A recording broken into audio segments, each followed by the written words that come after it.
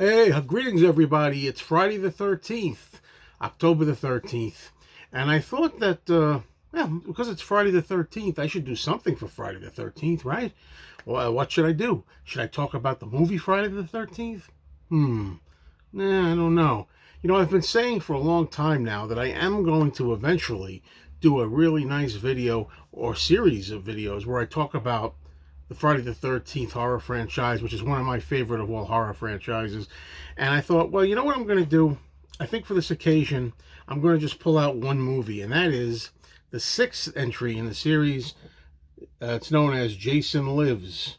Friday the 13th, Part 6, Jason Lives, or just Jason Lives, or whatever you want to call it. But I wanted to share my memories of seeing this with you, okay? When it came out in the theater in 1986. Well, I was a big fan of the Friday the 13th series. I'm going to save a lot of the details for whenever I get to talking about the entire franchise. But I know I would go, beginning with Part 2. I missed the original in the theater. I didn't see the first.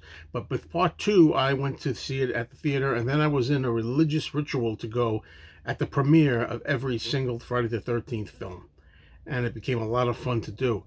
And I remember I had just seen the year before Friday the 13th, Part 5, A New Beginning, or I think at the time there was no number 5 in it, just Friday the 13th, A New Beginning. And I really remember I saw that movie at the time. I'll talk about it some other time, how I feel today, but I hated that movie. I came out of the theater in 1985 seeing A New Beginning, thinking, what the hell was this? I mean, they did a thing where they tried to pass somebody off as Jason. It wasn't really our man.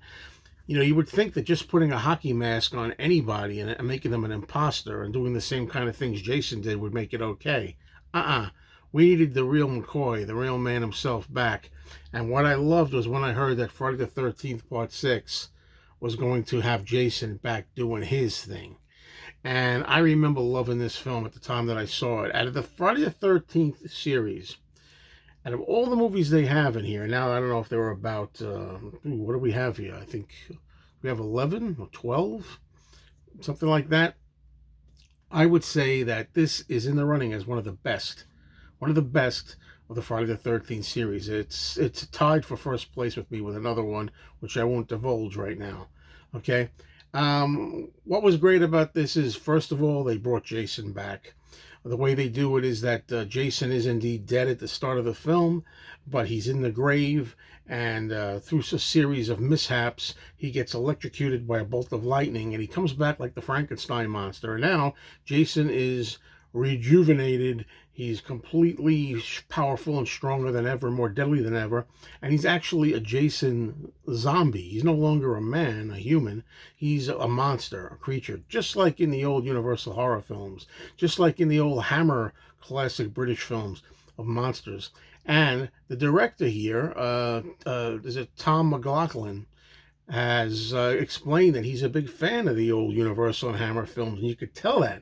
I could tell that. I didn't know at the time when I saw it, but later on, upon learning about it, I realized, yes, indeed, this guy must have been a big fan of the old horror films. That's why he tried to do this way.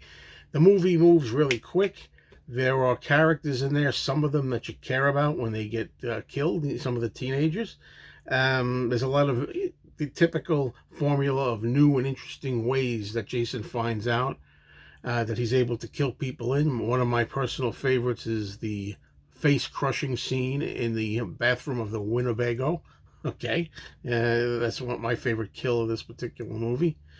And yeah, also there's comedy in here. Now, I've always said I don't like horror films that are complete comedies. I don't like when you take a horror movie and you make a joke out of it, that it's a complete spoof or a gag.